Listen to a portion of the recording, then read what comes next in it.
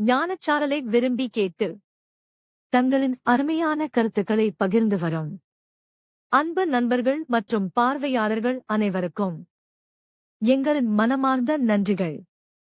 இந்த பதிவை பலருக்கும் ஷேர் செய்து சப்ஸ்கிரைப் செய்தால் இந்த நல்ல கருத்துக்கள் இன்னும் அதிகமான மக்களை சென்றடைய மிகுந்த உதவியாக இருக்கும்.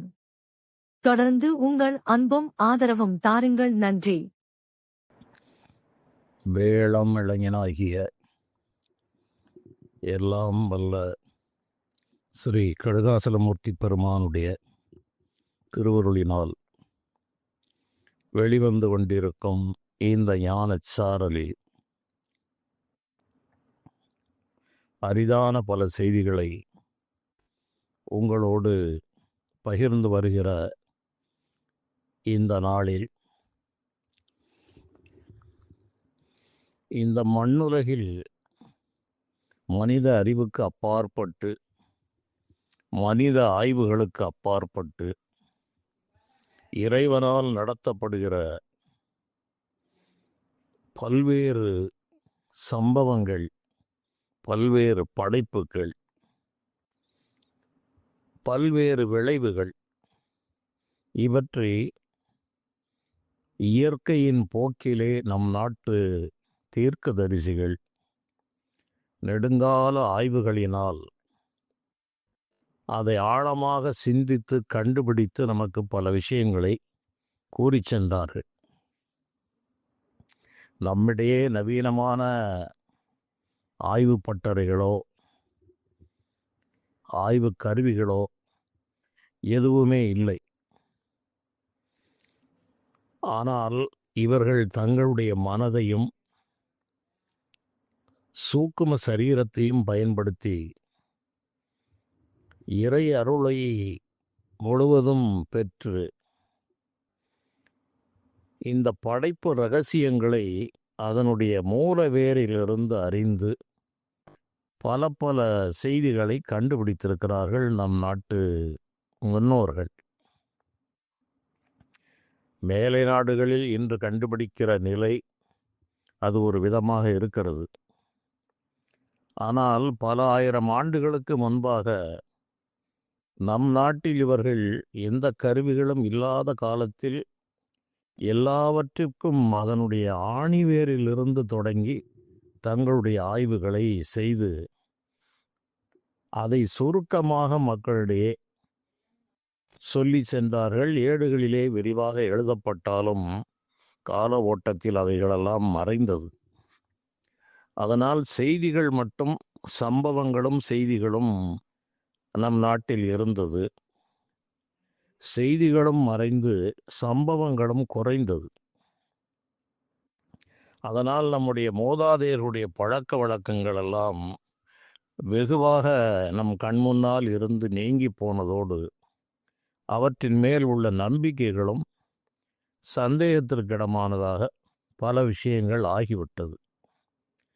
எஞ்சிய பல விஷயங்கள் அதனுடைய ஆணிவேரை தொடாமல் மேம்போக்காக சில விஷயங்களை வைத்து கொண்டு பேசுகிற காரணத்தாலும், அதற்கு தக்க நிரூபணம் இல்லாத காரணத்தாலும், போதிய ஆழமான அறிவின்மையாலும் அவை ஒரு பொருட்டாக பலரால் எடுத்துக்கொள்ளும் நிலை பெறவில்லை. இப்போது அந்த காலம் தொடங்கி இந்த நாக வழிபாடு என்பது நம் நாட்டில் இருந்திருக்கிறது.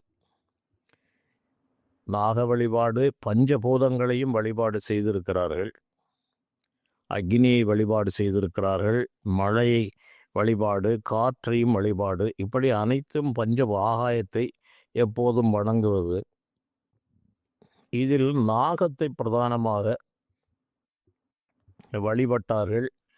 ஆய்வாளர்கள் அதற்கு சில காரணங்களை சொல்லுவார்கள். அக்கினியை கண்டு மனிதன் அஞ்சினான், நாகங்களால் கடிபட்டு இறந்த காரணத்தால் நாகங்களை வணங்கிவிட்டால் அதிலிருந்து தப்பிவிடலாம் என்று செய்தார்கள் என்று அவர்கள் ஒரு கோணத்திலே இதை ஆய்வு செய்கிறார்கள்.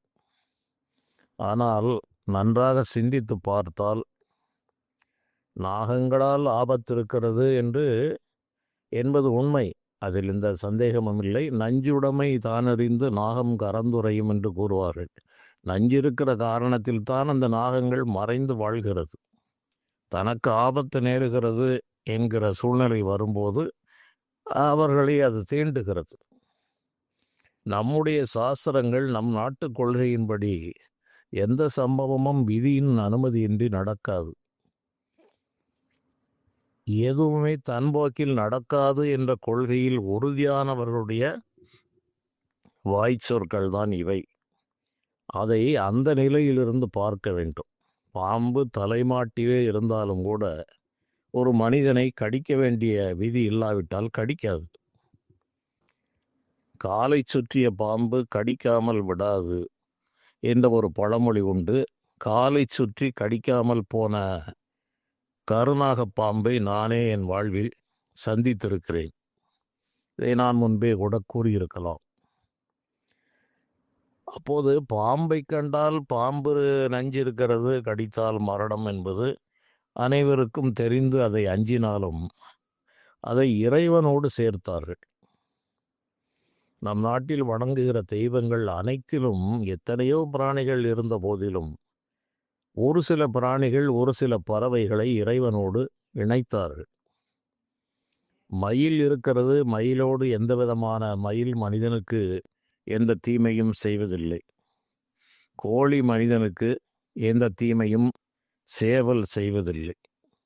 ஆனால் அந்த சேவலை முருகப்பெருமானுடைய கொடியிலும் மயிலை வாகனமாகவும் வைத்து மயில் வாகனம் என்று பெயர் வைத்து வணங்குகிறோம். அதுபோல ஆடு உணவாகிறது என்றாலும் முருகப்பெருமானுடைய வாகனம் என்று, அந்த ஆட்டு வாகனம் என்று இன்றும் அது கடைப்பிடிக்கப்படுகிறது. மூஞ்சிறு எலி போன்றவற்றை விநாயகரோடு இணைத்தார்கள். இவையெல்லாம் மனிதர்களை கொல்லுகின்ற தன்மை உடையது அல்ல. அன்னப்பறவை பிரம்மனுடைய வாகனம் என்று சொல்லப்படுகிறது. அதால் எந்த தீமையும் மனிதர்களுக்கு இல்லை. இப்படி ஒரு குறிப்பிட்ட பறவை இனங்களையும் மிருகங்களையும் இறைவனோடு இணைத்ததில் இந்த நாகப்பாம்பை அனைத்து தெய்வங்களோடும் இணைத்தார்கள் நம்முடைய முன்னோர்கள். ஜோதிட சாஸ்திரம் நெடுங்காலத்திற்கு பிறகு கிருஷ்ண பரமாத்மாவால் பார்க்கடல் கடையப்பட்ட பிறகு அந்த நடந்த சம்பவங்கள் எத்தனை லட்சம் ஆண்டுகள் என்பதெல்லாம் மனித அறிவுக்கு அப்பாற்பட்டது. நாம் ஒரு குறிப்பிட்ட எல்லையை வைத்து இவற்றையெல்லாம், இந்த புராண இதிகாசங்களை, ஆண்டுகளை நிர்ணயிக்க முடியாது. கையில் இருக்கிற செய்திகள் தான் இறுதியானவை என்ற எண்ணமும் தவறானது. ஜோதிட சாஸ்திரம் முதல் மாந்திரிக சாஸ்திரத்திலிருந்து அங்கலட்சண சாஸ்திரம் என்று, வைத்திய சாஸ்திரம் என்று கணக்கில்லாத சாஸ்திரங்கள் அழிந்து மறைந்து போய் எஞ்சியவைதான் நம்மிடையே இருக்கிறது. அதிலும் பல மறைந்து மிக மிக சொற்பமான அளவுதான் இன்று நம்முடைய பயன்பாட்டில் இருக்கிறது. அதனால் இந்த திருப்பார்கடல் எப்போது கடையப்பட்டது, ராகு கேதுகளுக்கு எப்போது இந்த கிரகங்களில் அந்த ஆட்சி, அவர்களுக்கு அந்த கிரக அதிகாரங்கள் எப்போது வந்தது என்பதெல்லாம் கேள்விக்குரிய விஷயமாக இருக்கிறது. 2000 ஆண்டுகளுக்கு முன்பாக ராகு கேதுகளுக்கு இடமில்லை என்று ஜோதிட சாஸ்திரம் கூறுகிறது. வள்ளுவர் பெருமானுடைய காலம் 2000 வருடம் என்று கூறப்பட்டால் அவருடைய காலத்திலும் ராகு கேதுக்களை, கிரகணத்தை பற்றி அவர் கூறியிருக்கிறார். கண்டது மன்னும் ஒரு நாள் அலர் மன்னும் திங்களை பாம்பு கொண்டற்று என்று கூறுவார். சந்திரனை பாம்பு விழுங்கியதைப் போல இந்த செய்தி ஊரெல்லாம் பரவியது என்று இது காலம் காலமாக நடைபெற்று வருகிறது. இந்த ராகு கேதுக்களுடைய ஆட்சி தன்மை, ஜோதிடத்தில் அவை செய்கிற நன்மை தீமைகள் ஜோதிட சாஸ்திரத்தை நன்கு கற்றவர்கள் மிக நன்றாக அறிவார்கள். கிரகங்களிலே பானவில் பாம்பே வலிதாம் என்று பாடல் கூறுகிறது. ஒன்றுக்கு ஒன்று வலிது என்று பார்த்தால் சூரியன் வலியவன், சூரியனை விட பாம்பே வலிதாம் என்று முடித்து விடுகிறார். இந்த பாம்பு என்ற இந்த கிரகத்தோடு எத்தனை கிரகம் சேர்ந்தாலும் அத்தனையும் கட்டுப்படுத்தும் ஆற்றல் இந்த ராகு கேதுகளுக்கு இருக்கிறது. இவை நாகப்பாம்பினுடைய பிரதிநிதித்துவமாக சொல்லப்பட்டு இன்றளவும் புத்திர தோஷம், திருமண தோஷம், அகால மரண கண்டங்கள், பலவிதமான வியாதிகள், பல சாதக பாதகமான விளைவுகள், நல்ல நிலையில் இருந்தால் நல்ல விளைவுகளும், அந்த கிரகங்கள் கெட்டு போயிருந்தால் எதிர்மறையான விளைவுகளும் இப்படியெல்லாம் ஏற்படுத்துவதை அன்றாடம் நம்மால் பார்க்க முடிகிறது. பல பல ஜாதகங்களில் நம்மால் அதை கண்டு கூற முடிகிறது. அந்த வழிபாடுகளை செய்த பிறகு அந்த தொல்லைகள் அவர்களுக்கு விலகுவதையும் நம்மால் உணர முடிகிறது. இந்த ராகு கேது என்ற பாம்புகளை அடித்தவர்களுக்கு வழி வழியாக ஒரு 5 தலைமுறை வரையிலும் கூட அந்த தோஷம் தொடர்ந்தே வருவதை ஜோதிடர்கள் நன்றாக அறிவார்கள். ஒரு ஒரு ஜாதகன் இருக்கிறான் என்றால் அவனுடைய தந்தை, அவனுடைய தாத்தா தொடங்கிய மகன் பேரன் வரையிலும் அந்த ராகு ஏது தோஷம் தொடர்ந்தே வருகிறது. சர்ப்பத்தை கொன்றதினால் சந்ததிக்கு கேடாகும் என்று வெப்பத்தி சொன்னவும் விரைந்து என்று ஜோதிட பாடல் கூறுகிறது. ஆகவே இந்த நல்ல பாம்பு என்ற பாம்புகளிலே நல்ல பாம்பு என்ற அந்த பாம்பு கிருஷ்ண சர்ப்பம் என்று அதை கூறுவார்கள். அதை நல்ல பாம்பு, அதை நான் முன்பே கூட கூறியிருக்கிறேன். நல்ல மனிதன் என்று சொன்னாலே மற்றவர்களை விட இவன் சிறந்தவன் என்பது சொல்லாமலே விளங்குகிறது. அது நம்முடைய தமிழ்நாட்டில் அப்படி ஒரு பெயரை சூட்டினார்கள். மற்றவற்றை பாம்பு என்றும் கட்டு விரியன், கண்ணாடி விரியன், சாரை பாம்பு, பச்சை பாம்பு, மண்ணுளி பாம்பு என்று பல பெயர்களில் அழைத்தாலும் மலைப்பாம்பு என்னெல்லாம் அழைப்பார்கள். ஆனால் இந்த படம் எடுத்து ஆடுகிற பாம்பை நல்ல பாம்பு, அது ஒரு நல்ல நிலையில் சத்தியத்திற்கு கட்டுப்பட்டதாக விளங்குகிறது என்ற ஒரு சூட்சுமத்தையும் அவர்கள் கண்டுபிடித்தார்கள். இப்படி அநேக விஷயங்களை மூலத்திலிருந்து ஆய்வு செய்து பல கருத்துக்கள் வந்து நம்மிடையே மிக சொற்பமான விஷயங்கள் கையில் இருக்கிறது. அதை ஆழமாக சென்று ஆய்வு செய்வதற்கு தற்போது வசதியும் இல்லை, சூழ்நிலையும் இல்லை. அதனால் இது போன்ற செய்திகள் அங்கொன்றும் இங்கொன்றும் அதனுடைய உண்மைத்தன்மைகள் வெளிப்படுமாறு நடந்து கொண்டுதான் இருக்கிறது. ஒரு காலத்தில் ஆங்கில மருத்துவங்கள் வரும் முன்பாக பாம்பு கடித்தால் அதற்கு மந்திரத்தால் அந்த விஷத்தை இறக்குவது என்ற ஒரு ஏற்பாடு இருந்தது. ஒரு வேப்பிலையை வைத்து கொண்டு குறிப்பிட்ட மந்திரத்தை சொல்லி தேள்கடி விஷம் முதல் பாம்பு கடி விஷத்தை இறக்குவது, அதற்கு எந்த மந்திரத்தை ஜபிக்க வேண்டும் என்றெல்லாம் கூட விதி இருக்கிறது. அவ்வாறு செய்தவர்களும் உண்டு, அப்படி செய்து பிழைத்தவர்கள் அதிகம்.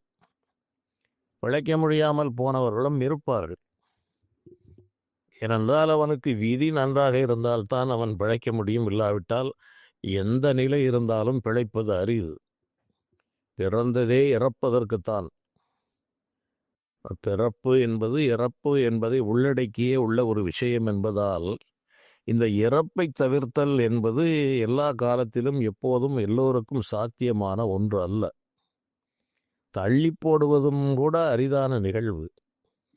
சிலரே அந்த மரணத்தை தள்ளி போடுகிற ஒரு தகுதியை அடைகிறார்கள். மற்றவை காலத்தால் வந்தே தீரும், அவற்றை தடுக்க முடியாது. அதற்காக நோய் வந்தால் வைத்தியம் செய்யாமல் யாரும் இருந்து விடுவதில்லை. அதுபோல இந்த பாம்பு கடி, தேள்கடி,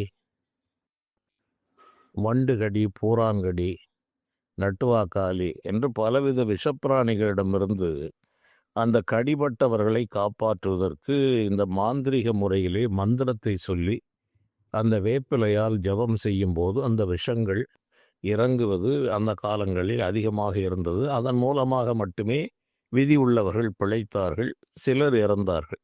அதை பாம்பு எப்படி எப்படி கடித்தால் பிழைப்பான், இறப்பான் என்றெல்லாம் அந்த காலத்து மனிதர்களுக்கு நன்றாக தெரிந்திருக்கிறது. பாம்பு நேராக கொத்தினால் அவன் பிழைப்பான். பாம்புக்கு பல்லில் விஷமில்லை, பக்கவாட்டில் உள்ள விஷப்பையில் இருந்துதான் விஷம் வருகிறது. பாம்பு பற்களால் காயத்தை உண்டு செய்கிறது. அந்த காயம், இந்த தோல் கிழிபட்டவுடன் பக்கவாட்டில் இருக்கிற அந்த விஷப்பை அழுத்தப்பட்டு அதிலிருந்து சிறிதளவு விஷம் அந்த கிழிபட்ட தோலில் இரத்தத்திலே கலக்கிறது. இப்படித்தான் மனிதர்களுக்கு பல் கடிபட்டதால் அந்த விஷம் வரவில்லை. அதனால் பக்கவாட்டு அந்த பை சிறிது அழுத்தப்பட வேண்டும். ஆகவே இந்த பாம்புகள் பெரும்பாலும் தலையை சற்று சாய்த்துத்தான் கடிக்கும். அதை கவனிக்க அனைவருக்கும் வாய்ப்பு இருக்காது. அதை பாம்போடு பழகி நெடுங்காலம் அனுபவப்பட்டவர்களே இதை அறிய முடியும். அந்த அலகு சாய்த்து கொத்துதல் என்று அதை சொல்லுவார்கள். அந்த அலகை சாய்க்கும் போதுதான் அந்த விஷப்பை அது திறந்து கொண்டு இந்த பல் பதிவதற்கும் அதில் ஒரு சொட்டு விஷம் இறங்குவதற்கும் சரியாக இருக்கும். அது பற்கள் 2 புள்ளி விழுந்தால் அது என்ன பாம்பு, ஒற்றை புள்ளி இருந்தால் என்ன பாம்பு என்றெல்லாம் கூட அதற்கு கணக்கு இருக்கிறது. சில பாம்பு கடிகளில் கடிபட்ட தடமே தெரியாமல் இருக்கும். இப்படியெல்லாம் இதில் பல நுணுக்கங்கள் இருக்கிறது. அதனால் இந்த தெய்வ நம்பிக்கையோடு இந்த விஷத்தை முறித்து விடுவது என்பது காலமாக இருந்து வருகிறது. தற்போது அதற்கு மிக உயர்ந்த ரக சிகிச்சைகள், மருந்துகள், இந்த ஆன்டிவெனம் என்று அடிபட்ட சிறிது நேரத்தில் கொண்டு சென்றால் மிகுந்த பிரயாசையுடன் அவர்கள் காப்பாற்றப்படுகிறார்கள். ஆனாலும் ஆண்டுதோறும் பாம்பு கடியால் இறப்பவர்கள் எண்ணிக்கை நாடெங்கிலும் உலகெங்கிலும் இருந்து கொண்டே இருக்கிறது. அது ஒரு குறிப்பிட்ட நேரத்தில் கொண்டு சென்றால் காப்பாற்றலாம், இல்லாவிட்டால் காப்பாற்ற முடியாது. எத்தனையோ விதங்களில் மனிதர்கள் அதை வென்றுவிட முயன்றாலும் அந்த ஊழ்வினையால் பாம்பு கடியால் மாண்டு போகிறவர்கள் இன்றளவும் இன்றும் இருந்து கொண்டே இருக்கிறார்கள். பக்கத்திலே படுத்திருந்து கடிக்காமல் போன பாம்புகளும் இருக்கிறது. சந்தர்ப்பவசத்தால் கடிப்பதற்கான சூழ்நிலையே இல்லை என்ற போது கடித்து விடுகிற சூழ்நிலையும் இருக்கிறது.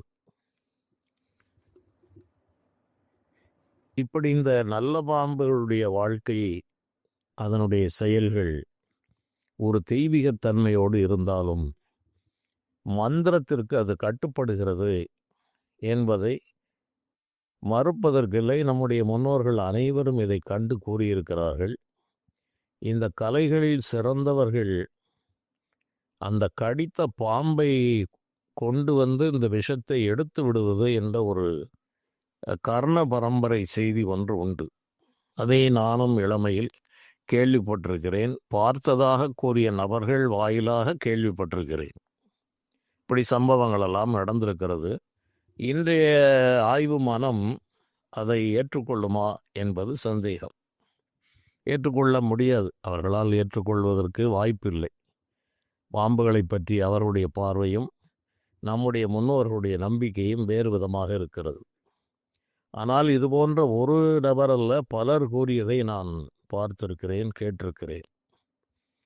அந்த பாம்பை கடிவாயிலிருந்து அந்த விஷத்தை, நஞ்சை எடுத்து விடுகிறது என்ற சம்பவமும், அது அவ்வாறு வரும்போது அந்த பாம்பை எவரும் அடித்து விடக்கூடாது என்ற கட்டுப்பாட்டோடு அந்த பாம்பை வரவழைப்பது என்ற நிகழ்ச்சிகளும் நடந்திருக்கிறது கிராமங்களில். இதை பார்த்தவர்கள் இருக்கிறார்கள்.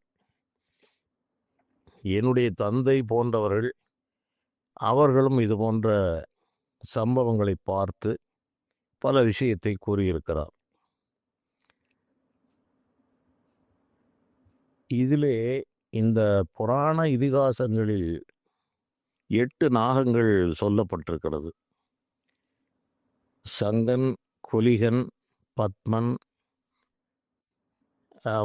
தக்ஷகன், வாசுகி, அனந்தன், கார்கோடகன் என்று ஒரு 8 விதமான நாகங்கள் இதிலே கூறப்பட்டிருக்கிறது. அதிலே ஆதிசேஷன், அதை அனந்தன், அனந்த வாசுகி, சங்க, குலிக, பத்ம, அனந்த வாசுகி, தக்ஷக, கார்கோடக,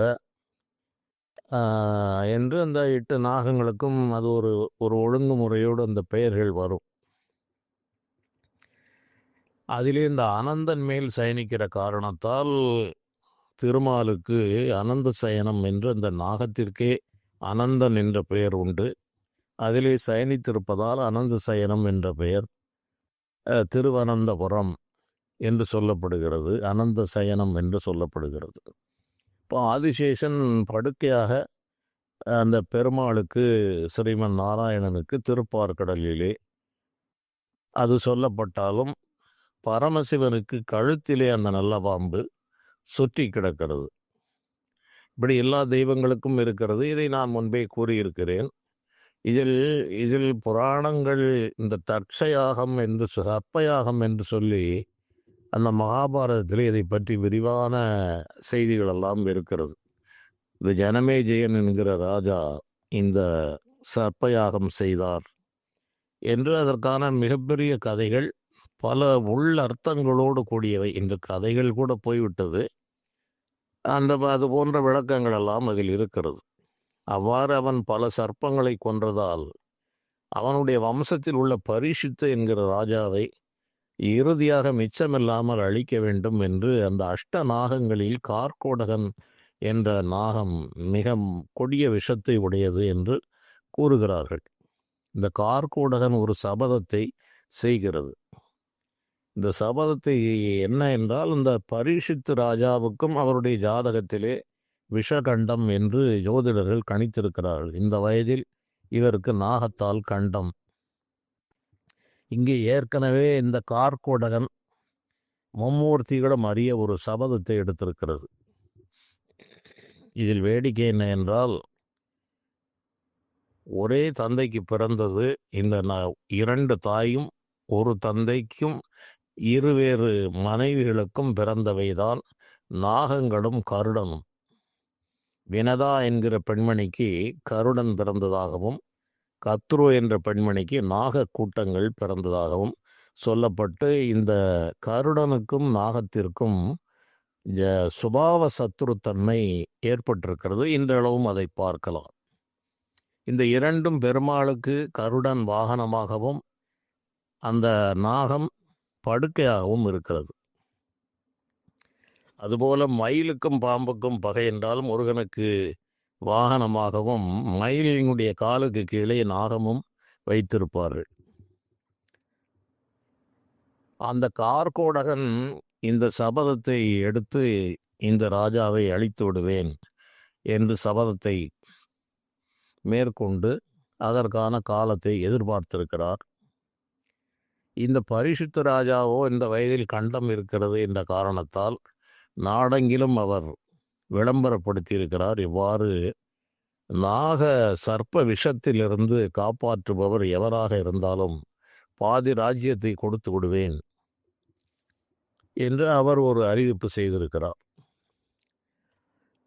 ஆனால் கார்கோடகனுடைய சாபம் அனைவருக்கும், அவருடைய சங்கல்பம் அனைவருக்கும் தெரிந்த காரணத்தால் கார்கோடகனுடைய விஷயத்திலிருந்து எவர் காப்பாற்ற முடியும் என்று எந்த மந்திர சாஸ்திரிகளும் வேதம் படித்தவர்களும் எவருமே முன்வரவில்லை. அவ்வாறு இருந்தால் அவர்கள் ஒரு மிகப்பெரிய ஒரு மணி, அந்த மணியை அடித்தால் அரண்மனைவாசிகள் வந்து அழைத்து செல்வார்கள். அப்படி ஒரு அறிவிப்பு இருந்தது. அதற்கான காலமும் இந்த பரிசுத்துக்கு மரண காலம் வந்தது. இந்த கார்கோடகன் ஒரு முனிவர் போல் உருமாறி, நாகங்கள் இச்சாதாரிகள் என்று சொல்வார்கள், அது நினைத்த வடிவத்தை எடுக்கிற தன்மை உடையவை. இவையெல்லாம் மூல ஆய்வுகளில் வெளிப்பட்ட உண்மைகள். இன்றைய அறிவியல் மனித மனதால் இதை ஏற்றுக்கொள்ள முடியாது. காலங்கள் ஆகும். அதற்கு ஒரு 1000 வருடங்கள் கழித்து ஓஹோ இதிலும் உண்மை இருக்கிறது என்ற எண்ணம் மனிதர்களுக்கு வரலாம். அது கண்ணுக்கு தெரியாத வரை மறுக்கப்பட்டு கொண்டே இருக்கும். அற்பமான சாதாரண விஷயங்களில் கண் முன்னால் அவை தான் தென்படுகிறது. அவற்றில் ஈர்ப்பு இருக்கும். அதனுடைய ஆழமான விஷயங்கள் மூட நம்பிக்கைகள் என்றும் மறுக்கப்படும். அது காலத்தின் இயற்கை. அதுபோல இது நினைத்த வடிவத்தில் ஒரு பெரிய ஒரு முனிவர் போல இந்த கார்கோடகன் அந்த அரண்மனையினுடைய அந்த ஓர் எல்லைக்கு வருகிறார். எல்லைக்கு வரும்போது இதை அவர் வருகிறார். இந்த நாளிலே ஒரு முனிவர், அவர் சகல சாஸ்திரங்களையும் படித்தவர், வேதங்கள் முதல் பல மந்திர சாஸ்திரங்களையும் கற்றவர். அவரும் வயதில் மிக இளையவர். அவர் இந்த அறிவிப்பை ராஜாவினுடைய அறிவிப்பை பார்க்கிறார்.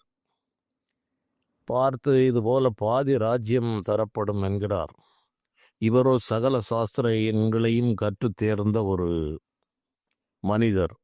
அவர் பெயர் ஆஸ்திகர். அவர் பார்த்தார், சரி இவரை, இந்த ராஜாவை நாம் பிழைக்க வைத்து விடலாம், ஒரு நாட்டு மக்களுக்கும் பயன் தரும், அவருக்கு பாதிராஜ்யம் வேண்டும் என்கிற அவசியம் இல்லாவிட்டாலும் அரசனுடைய மரண கண்டத்தை தடுக்கலாம் என்று அவர் எண்ணினார். இப்படி அதே நாளில் இருவரும் ஒரே பாதையில் வருகிறார்கள். இருவரும் ஒரு இளம் பிராயத்தில் பிரம்மச்சாரி போல் வருகிறார்கள். இரண்டு பேருமே ஒரு சாஸ்திர சம்பிரதாயங்களை கற்ற ஒரு வேடத்தில் தான் இருக்கிறார்கள். அப்போது ஒருவருக்கு ஒருவர் பேசும்போது, ஐயா நீங்கள் எங்கு செல்கிறீர்கள் என்று இந்த கார்கோடகன் கேட்கிறார். இந்த ஆஸ்திக ரிஷி இவ்வாறு இந்த பரீட்சித் ராஜாவுக்கு ஏதோ ஒரு நாகத்தால் கண்டம், அந்த விஷகண்டத்தை நான் நிறுத்தலாம் என்று செல்கிறேன் என்று இவர் கூறினார். இதை கேட்ட கார்கோடகன் அதிர்ச்சி அடைந்தார். இருந்தாலும் தன்னுடைய விஷத்தை முறிக்க வல்லவன் இந்த மண்ணிலே எவனும் இல்லை என்று, அப்படியா, நீங்கள் விஷமுறிவை மந்திரங்கள் அனைத்தும் கற்றவரா என்று கேட்டார். ஆம், நான் நிறைய கற்றிருக்கிறேன், விஷங்களை முறிப்பேன் என்று இவர் கூறினார். கார்கோடகனை பற்றி உங்களுக்கு தெரியுமா என்று இவர் கேட்டார். யாராக இருந்தாலும் அப்பா, விஷம் முறிவுக்கு என்று மந்திரங்கள் இருக்கிறது, சாஸ்திரங்கள் பொய்யாவதில்லை. ஆகவே எந்த ஒரு விஷமாக இருந்தாலும் என்னுடைய தபசக்தியினால் அதை நான் முறித்துவிட முடியும் என்று இந்த ஆஸ்திக ரிஷி கூறினார். சரி என்று வார்த்தைகள் வளர்ந்தவுடன் இந்த கார்கோடகனுக்கு சினம் எழுந்தது. ஐயா, நீர் கார்கோடகனை பற்றி அறிவீரா? அவரை பற்றி அறியாமலே சொல்லுகிறீர். கார்கோடகனுடைய விஷயத்தை நீர் முறித்து விட முடியுமா என்றவுடன் மீண்டும் இவர் அதே பதிலை கூறினார்.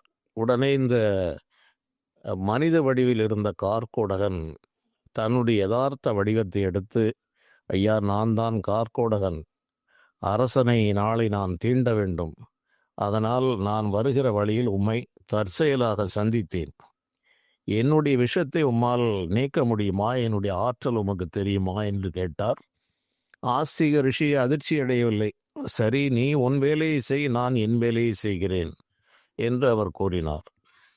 சரி பாரும், என்னுடைய ஆற்றல் என்ன என்பதை பாரும் என்று எதிரே ஒரு செழித்து வளர்ந்திருந்த ஒரு ஆலமரம், அந்த ஆலமரத்தை பசுமையாக இருக்கிறது, பல அடி தொலைவு உள்ள அந்த ஆலமரத்தை எங்கிருந்து இந்த கார்கோடகன் தன்னுடைய வடிவிலிருந்து தன்னுடைய விஷக்காற்றை அந்த ஆலமரத்தை நோக்கி செலுத்தியது.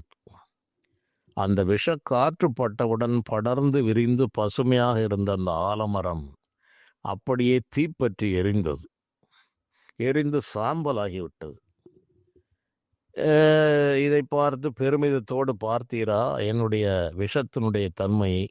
இந்த ஆலமரமே எரிந்து சாம்பலாகிறது என்றால் பரீட்சித்து ராஜா ஒரு மானிடன், அவனுடைய மானிட தேகம் என்ன ஆகும் என்று நீர் யோசித்து பார்த்து இந்த சவாலிலே நீர் பிரவேசிக்கலாம் என்று கூறியவுடன் இந்த ஆஸ்திக ரிஷி, சரி பரவாயில்லை, உன்னுடைய வேலையை நீ செய்தாய், இப்போது என்னுடைய வேலையை நான் செய்கிறேன் என்று அவர் சில மந்திரங்களை கூறி தண்ணீரை வாங்கி அந்த மரம் இருந்த திசையிலே எறிந்தார். இவருடைய அந்த மந்திர ஜபத்தால் வலிமையேற்றப்பட்ட அந்த நீரை தெளித்தவுடன் அந்த பட்டுவை எரிந்து போன அந்த சாம்பலில் இருந்து மீண்டும் ஆலமரம் உயிர் பெற்று பழைய நிலையில் நின்றது. இதை பார்த்த கார்கோடகன் அதிர்ந்து போனான். ஐயா, நீர் மிகப்பெரிய ரிஷி, உம்மோடு நான் போராடி ஜெயிப்பது என்பது கடினம். நானோ மும்மூர்த்திகளும் அறிய ஒரு சபதம் செய்திருக்கிறேன். அந்த பரிசுத்தினுடைய ஜாதக ரீதியாக விதியும் முடியப் போகிறது. ஆகவே தாங்கள் இதில் தலையிடாமல் இருந்தால் எனக்கு உதவியாக இருக்கும் என்று இந்த கார்கோடகன் கேட்கிறான். உடனே பார்த்த அந்த ரிஷி அந்த ராஜாவினுடைய தலைவிதியையும் தெரிந்து கொண்டார். மும்மூர்த்திகள் அறிய ஒரு நாகம் ஒரு சபதம் செய்திருக்கிறது, விதிக்கு குறுக்கே நாம் நிற்க வேண்டாம் என்று. எந்த பாதி ராஜ்யம் வேண்டாம், விதி தன் போக்கில் செய்யட்டும். அந்த ஜனமே ஜெயன் நிறைய சர்ப்பங்களை கொண்டிருக்கிறார், இவையெல்லாம் இறைவனுடைய திருவிளையாடல் என்று எண்ணி, சரியப்பா, நீ உன் விருப்பம் போல் செய், விதியில் நான் குறுக்கிடவில்லை என்று சொல்லி அந்த ஆஸ்திக ரிஷி புறப்படும் போது இந்த கார்கோடகன் தாங்கள் செய்த உதவிக்கு ஈடாக உங்களுடைய இந்த விஷயத்தை யார் ஒருவன் நம்பி உங்களை வழிபாடு செய்து உங்களுடைய நாமத்தை கூறி செயல்படுகிறானோ அவனுடைய வார்த்தைக்கு கட்டுப்பட்டு நானும் என்னுடைய பாம்பு வர்க்கங்களும் விஷத்தால் அவர்களுக்கு எந்த தீமையும் செய்ய மாட்டோம். அவ்வாறு வந்தாலும் கூட உங்களுடைய பெயரை கூறினால் அந்த விஷகண்டங்கள் தீரும் என்று கார்கோடகன் ஒரு வரத்தை கொடுக்கிறார். இதை நானும் முன்பே கூறியதாக எனக்கு நினைவில் இருக்கிறது. பலரிடம் நேரில் பேசும்போது நான் கூறுவதுண்டு. இந்த ராகு கேதுக்குடைய வலிமையை பற்றி கூறும்போது இதை கூறியது உண்டு. ஏன் கூறுகிறேன் இவற்றையெல்லாம் என்றால், ஒரு உண்மை நிகழ்வும் இதில் இருக்கிறது. விதிமுடிந்தவனை வெறியன் தீண்டும் என்பதுதான் தலைப்பு. அந்த உண்மை நிகழ்வு அடுத்து வருகிறது, நான் சந்தித்த நிகழ்வு. அதற்கு முன்பாக இதை பற்றி அடிப்படையான செய்திகள் எல்லோருக்கும் தெரிய வேண்டும் என்பதால் இதற்றையும் நான் கூறிவிட்டு அதை கூறுகிறேன். அப்போது அந்த ரிஷியினுடைய பெயரை கூறியவர்களுக்கு இந்த சர்ப்பங்கள் கண்ணுக்கு தெரியாமல் விலகி மறைகிறது, அது சோதனை இல்லாமல் தப்பி விடுகிறார்கள் என்பது இன்றளவும் அதை சித்தி செய்தவர்களுக்கு அது சாத்தியப்படுகிறது. அது எடுத்தவுடன் எந்த மந்திரமாக இருந்தாலும் ஒரு 10 முறை சொன்னால் நடந்துவிடும் என்ற நம்பிக்கை ஒரு சாதாரணமானது. மந்திரங்களுக்கு வீரியம் உண்டு, ஆனால் எந்தெந்த மந்திரத்தை எத்தனை அளவு ஒரு ஜபம் செய்ய வேண்டும். ஒரு பேட்டரி இருக்கிறது என்றால் அந்த பேட்டரியில் 100% சார்ஜ் என்று ஒரு இலக்கு வைத்திருக்கிறார்கள். அந்த அளவு இருந்தால் அது ஒரு குறிப்பிட்ட ஒரு மணிகள் அதிலிருந்து அதன் பயனை நாம் பெற முடியும். அது ஏற்கனவே 10% சார்ஜில் இருக்கிறது. இப்போது எல்லோருக்கும் தெரிந்தது மொபைல் பேட்டரி.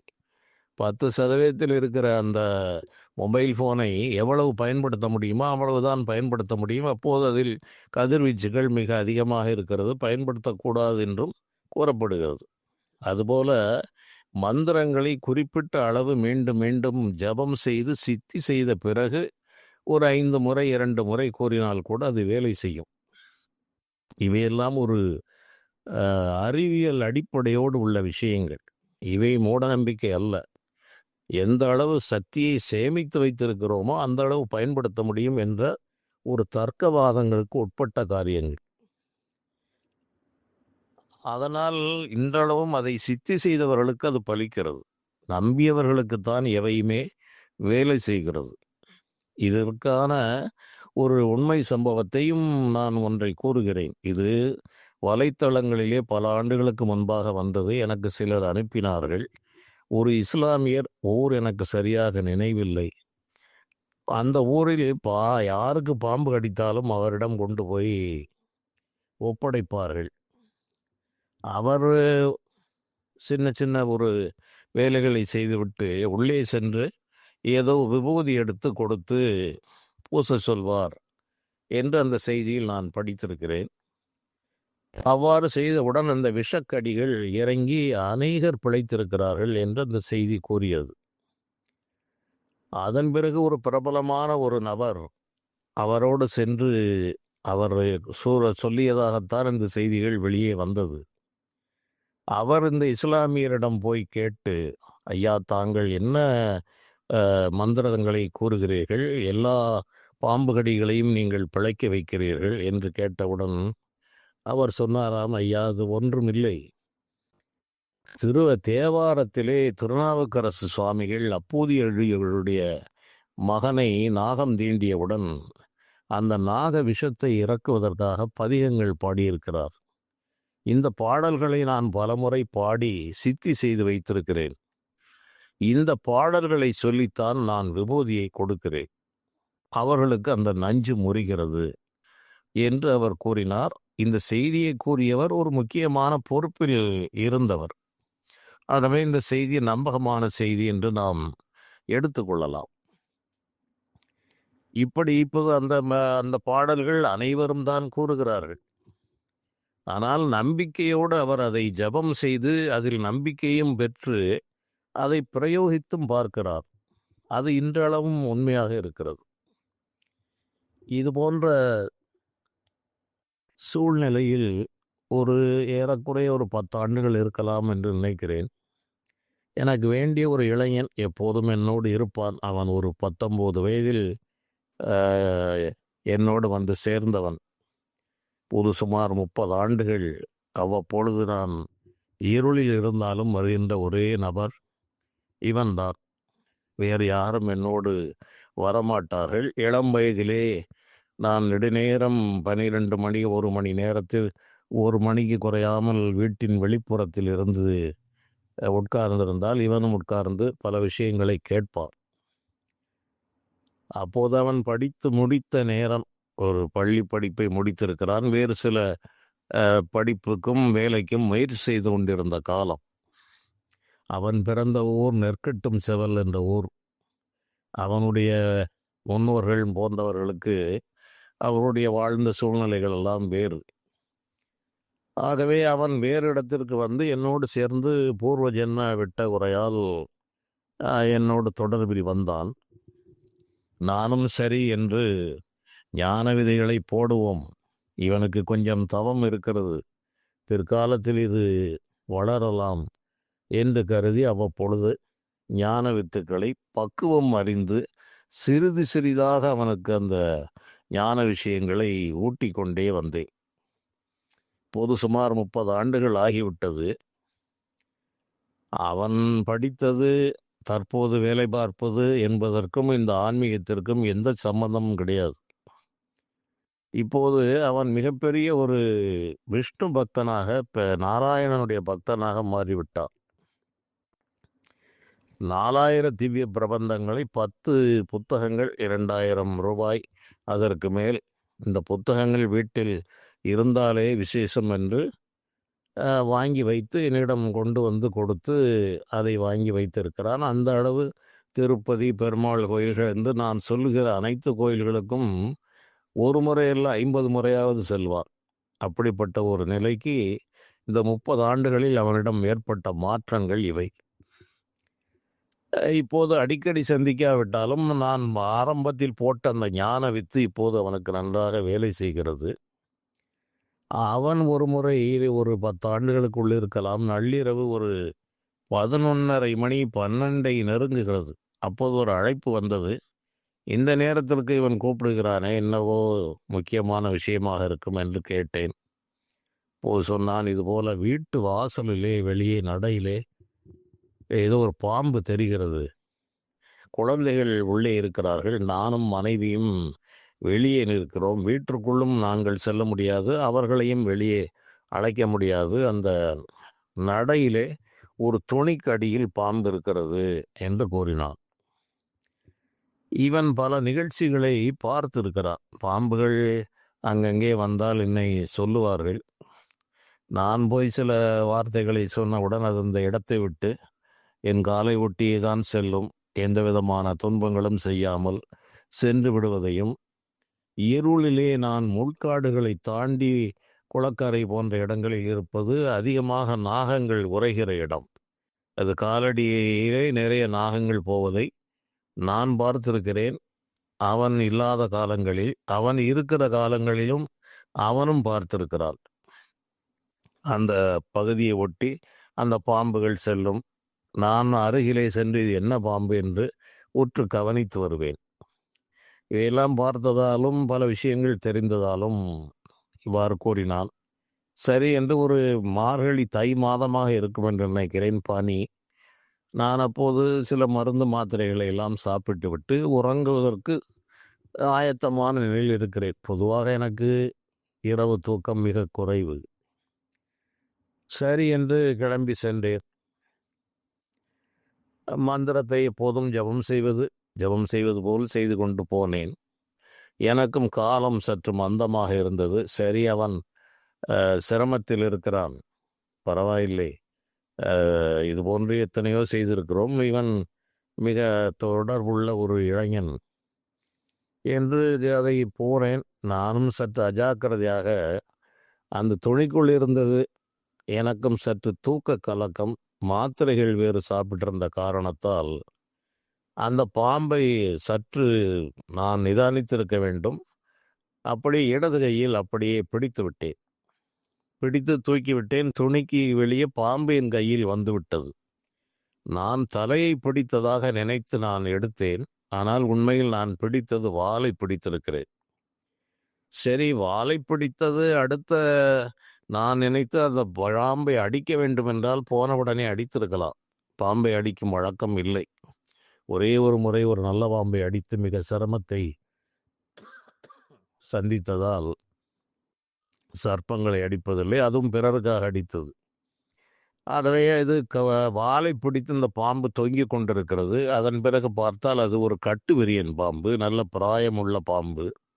கட்டுவிரியன்கள் எல்லாம் அதிக நீளம் இருக்காது. 1.5 அடி 2 அடி நீளத்திற்குள் தான் இருக்கும். அதனுடைய வயதுகளை நிர்ணயிக்க முடியாது. நஞ்சிலே கொடிய நஞ்சுடையது கட்டுவிரியன்.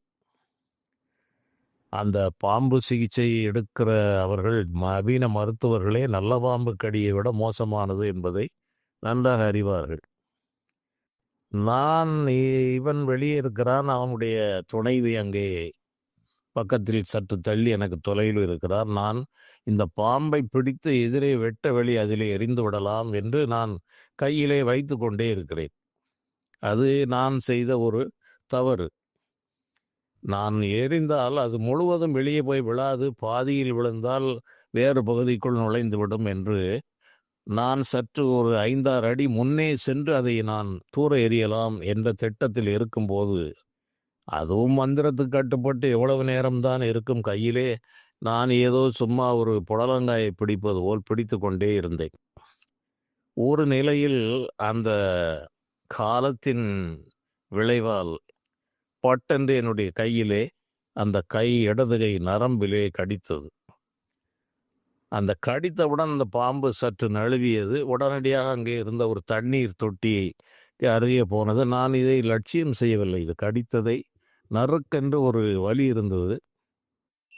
சரி, இதை விடக்கூடாது என்று மீண்டும் அந்த தண்ணீர் தொட்டிக்குள் அந்த குச்சியை வைத்து இந்த பாம்பை இங்கே இழுத்து, அப்போதும் நான் அடிக்கவில்லை, மெல்ல மெல்ல நகர்த்தி அந்த குச்சியில் அதை அப்படியே மாலை போல போட்டு அதை பலம் கொண்ட மட்டும் அந்த இருளிலே வெட்ட வெளியிலே வீசி எறிந்தேன். அது எங்கோ போய் விழுந்தது. அது இறந்திருக்கும். அந்த இளைஞன் கேட்டான், அது என்ன ஆகியிருக்கும்? அது உயிரை விட்டிருக்கும் அப்பா, என்னை கடித்தது, எனக்கு உயிர் இவர்கள் இதற்குள் அந்த அவனுடைய மனைவி மருத்துவத்துறையில் பணி செய்கிற காரணத்தால் இந்த பாம்பு கடித்ததை அவர் நன்றாக பார்த்து விட்டார். உடனே அவர் பதறி, உடனே ஏதாவது ஊசி போட வேண்டுமா, இன்னும் செய்கிறதா, இல்லையம்மா ஒன்றும் செய்யவில்லை, ஒரு 4 மிளகு மட்டும் கொடு என்று பஞ்சாட்சர மந்திரத்தை சொல்லி 4 மிளகை சாப்பிட்டேன். ஒரு 20 நிமிடங்களுக்கு மேல் நான் அங்கே இருந்திருப்பேன். இவர்களிடம் பேசி கீசி எல்லாம் முடித்துவிட்டு என்னை வீட்டில் கொண்டு வந்து விட்டார். சரி என்று நான் வீட்டிலே சொல்லிவிட்டு நான் சேரில் உட்கார்ந்து, மேலும் ஒரு அரை மணி நேரம் ஆகிவிட்டது. கிட்டத்தட்ட 1 மணி. இந்த 1 மணி 12:45க்கு இந்த பாம்பு என்னை கடிக்கும்போது 12 மணி இருக்கும். 3/4 மணி நேரத்திற்கு பிறகு இடது கையில் அந்த விஷம் ஏறுவது எனக்கு நன்றாக தெரிகிறது. வாந்தி எடுக்கிற ஒரு உணர்வும் வருகிறது. இவையெல்லாம் பாம்பு கடித்தால் உடனடியாக நடக்கும் நிகழ்வுகள். என்ன, வாந்தி வருகிறது, கையிலே இடது கையில் விஷம் ஏறுவது எனக்கு நன்றாக தெரிகிறது. சரி, இது சிக்கலில் போய் முடியும் என்று விபூதியை எடுத்து கழுதாசலமூர்த்தி பெருமானை நினைத்து சிவ பஞ்சாட்சரங்களில் வீரியமான மந்திரத்தை ஜபம் செய்தேன். ஜபம் செய்து சிவபிரானை வேண்டி பூசியவுடன் அந்த இடது கையில் அந்த இன்ஜெக்ஷன் போடுகிற இடம் வரை வந்த அந்த விஷம் அப்படியே நின்றது. அந்த வாந்தி எடுக்கிற உணர்வும் அப்படியே நின்றது. சிறிது நேரத்தில் எல்லாம் சகஜமானது. இதற்குள் அவர்களுக்கு அங்கு மனம் இருப்பு கொள்ளவில்லை. அவர்கள் உடனடியாக மீண்டும் தொலைபேசியில் தொடர்பு கொண்டு என்ன என்ன ஆயிற்று, இன்னும் செய்கிறதா என்று அந்த பெண்மணிக்கு மிகுந்த கவலை. ஏனென்றால் அவர் இது போன்ற நிகழ்ச்சிகளை அன்றாடம் அடிக்கடி பார்க்கிறவர். கட்டுவிரியன் கடித்து பிழைப்பது என்பது அரிது. ஆகவே என்ன இருந்தாலும் ஒரு மருத்துவமனை சென்று விடலாமா என்று கேட்டார். இல்லை, பார்த்து கொள்ளலாம், ஒன்றும் பிரச்சனை இல்லை அம்மா, எல்லாம் சரியாகிவிட்டது என்றால் அவர்கள் ஏதோ ஒரு இன்ஜெக்ஷனை எடுத்து ஒரு பாதுகாப்பிற்காவது போட்டுவிட வேண்டும் என்று. இவையெல்லாம் இந்த அறிகுறிகளெல்லாம் நின்ற பிறகு அவர்கள் ஒரு மணிக்கு மேல் வந்தார்கள். வந்து அந்த ஊசி மருந்தையும் அவருடைய திருப்திக்காக போட்டார்கள். சரி என்று நான் பிறகு ஒரு 2 மணி அளவில் உறங்கினேன். பொதுவாக பாம்பு கடித்தவர்களுக்கு இரவில் உறங்கக்கூடாது என்றெல்லாம் விதி இருக்கிறது. எனக்கு நன்றாக தெரிந்துவிட்டது. விஷத்தை ஏறியதையும் நான் உணர்ந்தேன். அது பஞ்சாட்சர ஜபம் செய்தவுடன் அந்த பகுதியிலே நின்றதையும் நான் உணர்ந்தேன்.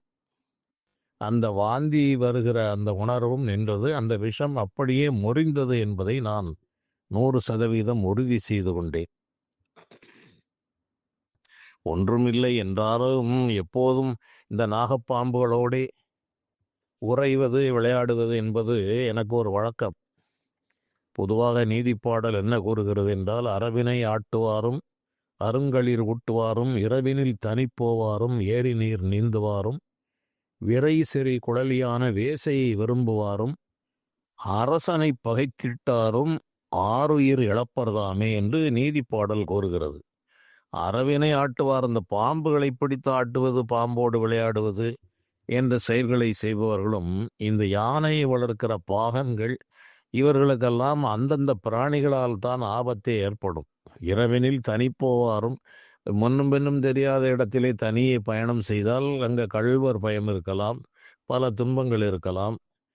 தெரியாத நீர்த்தலங்கள், ஏரி நீர் நீந்துவார், ஆழம் தெரியாமல் நீந்துவது, அரசனை பகைப்பது, இவையெல்லாம் உயிரை காலி செய்யும் என்று நீதிப்பாடல்கள் கூறுகிறது. அந்த அடிப்படையில் இந்த பாம்புகளோடே பல காலம் விளையாடுவது போவது என்று இருந்ததால் அதுவும் நடக்கத்தான் செய்யும் என்று தெரிந்து விட்டுவிட்டேன். மறுநாள் இவர்களுக்கு மனம் கேட்கவில்லை. ஒரு 11 மணிக்கு அந்த அரசு மருத்துவமனையில் தான் இந்த ஆன்டி வெனம் எல்லாம் இருக்கிறது. அங்கு போய் மருத்துவரிடம் கூறி பார்த்து பரிசோதனையும் செய்ய வேண்டும் என்றார்கள். பரிசோதித்ததில் விஷம் எதுவும் இல்லை என்று ரிப்போர்ட் வந்தது. அதன் பிறகுதான் அவர்களுக்கு நிம்மதி ஏற்பட்டது. இப்படி இந்த காலத்திலும் அந்த காலத்தில் மந்திரத்தால் நிறுத்தினார்கள், செய்தார்கள் என்று பல செயல்களை நாம் கேள்விப்படுகிறோம். சமீபத்தில் இந்த சோசியல் மீடியாவில் வந்த செய்தி, அவர் இந்த தேவார பாடல்களால் பலருக்கு இது போன்ற விஷத்தை முறித்திருக்கிறார் என்ற செய்தியையும் நாம் படிக்கிறோம். இது தவிர இது போன்ற பாம்புகள் காலில் ஏறியது, போனது, வந்தது என்று நான் கணக்கில்லாத அனுபவங்களை பெற்றிருக்கிறேன். அருகே செல்லும், காலில் ஏறி செல்லும், அப்போதெல்லாம் தீண்டியதில்லை. ஆனாலும் அதற்கு இந்த கட்டுவிரியன் எல்லாம் மந்திரத்திற்கு அடங்கக்கூடிய பாம்பு அல்ல. அதனால்தான் நல்ல பாம்பு என்று அதை கூறினார்கள். இந்த கட்டுவிரியன் போன்றவை மிக மிக குறைந்த அளவு விஷமே ஒரு மனிதனை அரை மணி நேரத்தில் கொல்லும் என்பது எனக்கும் நன்றாக தெரியும். இந்த கட்டுவிரியன், கண்ணாடி விரியனில் கட்டுவிரியன் இந்த 0.5 அளவு கூட இல்லாமல் 0.25 இருந்தாலே ஒரு மனிதனை மரணமடைய செய்யும். அதிலும் அரை மணி நேரத்திற்குள் அவர்கள் சிகிச்சை எடுக்க வேண்டும். அந்த ஆன்டி வெனம் போட்டு ஒரு நாள் முழுவதும் மீண்டும் மீண்டும் அவர்கள் பரிசோதித்து கொண்டே இருந்து விதி நன்றாக இருந்தால் தான் பிழைப்பார்கள். இல்லாவிட்டால் விதி முடிந்தவனை விரியன் தீண்டும் என்று ஜோதிட சாஸ்திரமே கூறுகிறது. விதி முடிந்தால் தான் விரியன் தீண்டும் அல்லது நல்ல பாம்பு தீண்டும். அதற்கு 3 மணி நேரமாவது டைம் கொடுப்பார்கள். இதற்கு அரை மணி நேரம்தான் இதற்கு விதி. நான் பாம்பு கடித்த அரை மணி நேரம் அந்த வீட்டில் தான் இருந்திருக்கிறேன். மீண்டும் வீட்டிற்கு வந்து 3/4 மணி நேரம் ஆன பிறகுதான் அந்த விஷமே ஏறத் தொடங்கியதையும் உணர்ந்து அந்த விஷம் ஏறுவது நின்றதையும் நான் மிக நன்றாக உணர்ந்தேன். இவையெல்லாம் என்ன என்றால் இறைவனுடைய மந்திர ஜபத்தால் ஏற்பட்ட ஒரு ஆற்றல், ஒரு அதிசய நிகழ்வு. அதிசயம் என்பதல்ல, உண்மை நிகழ்வு. அந்த காலங்களில் அனைவருக்கும் நடந்தது. தற்போது அதை செய்வாரில்லை. அதை செவியளவில் தெரிந்து கொள்பவர்களுக்கான வாய்ப்புகளும் இன்று இல்லை. ஆகவேதான் இந்த சம்பவத்தை இப்படியும் இருக்கிறது. இப்படித்தான் அந்த காலங்களில் பல காரியங்களை, அசாத்தியமான விஷயங்களை முன்னோர்கள் செய்தார்கள். மந்திர ஜபத்திற்கு என்று ஒரு வீரியம் இருக்கிறது. சத்திய சொல் என்று அதற்கும் ஒரு சக்தி இருக்கிறது. இறை நம்பிக்கையால் என்ன நஞ்சுண்ட கண்டன் என்று சொல்லுகிற திருநீலகண்டம் என்று ஆலகால விஷயத்தையே அடக்கி வைத்திருக்கிற அந்த சிவபெருமான் இது போன்ற நஞ்சுகளை தடுப்பது என்பது அவருக்கு மிக மிக எளிதான காரியம். காலமெல்லாம் அந்த நெடுங்காலம் அந்த ஜபம் செய்த பஞ்சாட்சர மந்திரத்தினுடைய வேகம் இந்த கட்டுவிரியனுடைய நஞ்சையும் அப்படியே ஏறிய நஞ்சை இறக்கியது. அந்த உடம்பை விட்டு முற்றிலும் மறைந்தது என்பது என் வாழ்வில் நான் பார்த்த உண்மை சம்பவம். இதை உங்களோடு பகிர்ந்து கொள்கிறேன். மேலும் இது போன்ற செய்திகளை பார்க்கலாம். நன்றி.